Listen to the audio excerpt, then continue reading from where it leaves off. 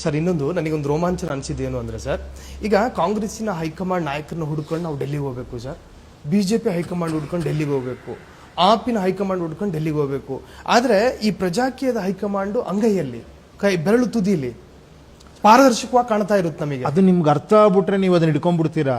ಇದನ್ನ ಅರ್ಥ ಆಗಿಲ್ಲ ಅನ್ನೋರ್ಗೆ ಏನ್ ಮಾಡೋಣ?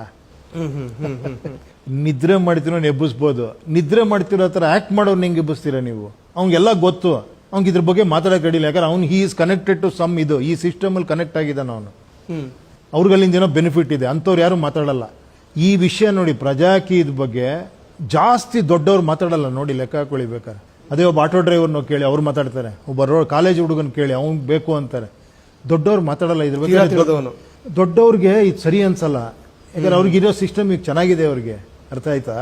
ಸೊ ಇಲ್ಲಿ ದೊಡ್ಡವ್ರು ನೋಡ್ಕೊಂಡು ಓಲೈಸೋರೆ ಒಂದು 100 ಜನ ಇದ್ಬಿಟ್ರೆ ಪ್ರಜೆಗಳು ಏನ್ ಮಾಡ್ತೀರಾ ಪಾಪ? ಅವ್ರು ದೊಡ್ಡವ್ರು. ಇಲ್ಲಿ ಪಕ್ಷನೇ ಜನಗಳದ್ದು, ಹೈಕಮಾಂಡೇ ಅವರು. ಇಲ್ಲಿ ಉಪೇಂದ್ರ ಸಂಬಂಧನೇ ಇರಲ್ಲ.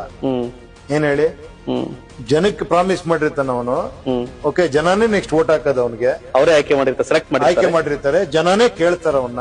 ಏನಪ್ಪಾ, ನಾವೆಲ್ಲ ನಿನಗೆ ವೋಟ್ ಹಾಕಿದೀವಿ, ನೀನ್ ಇದ್ರಲ್ಲಿ ಬಂದು ನಾನು ನಿನ್ಗೆ ರೇಟಿಂಗ್ ಕೊಟ್ಟು ನಿನ್ನ ಕಳಿಸಿದೀವಿ ಎಲೆಕ್ಷನ್ಗೆ, ನೀನ್ ಹಿಂಗ್ ಕೆಲಸ ಮಾಡ್ಲೇಬೇಕು ಅಂತ ಕೇಳ್ತಾರೆ. ಅದು ಅಲ್ಟಿಮೇಟ್ ನಂದು. ಅದಕ್ಕೆ ದ ರಿಯಲ್ ಪ್ರಜಾಕೀಯ ಅಂತ ಇಟ್ಟಿರೋದು. ಅದಕ್ಕೆ if they want again party ಅಂದ್ರೆ ಮತ್ತೆ ಇನ್ನೊಂದು ಪ್ರೊಸೀಜರ್ ಬರುತ್ತೆ, ಅಲ್ಲಿ ಪಾರ್ಟಿ ಬೇಕು ಅಂತ ನೋಡೋಣ. ಅದಕ್ಕೆ ನಾನು ಬಿಟ್ಟಿದ್ದೀನಿ ಅದನ್ನ, ನೋಡೋಣ ಎಷ್ಟು ಜನ ಅದ್ರೊಳಗೆ ಬರ್ತಾರೆ, ಎಷ್ಟು ಜನ ಸೇರ್ತಾರೆ.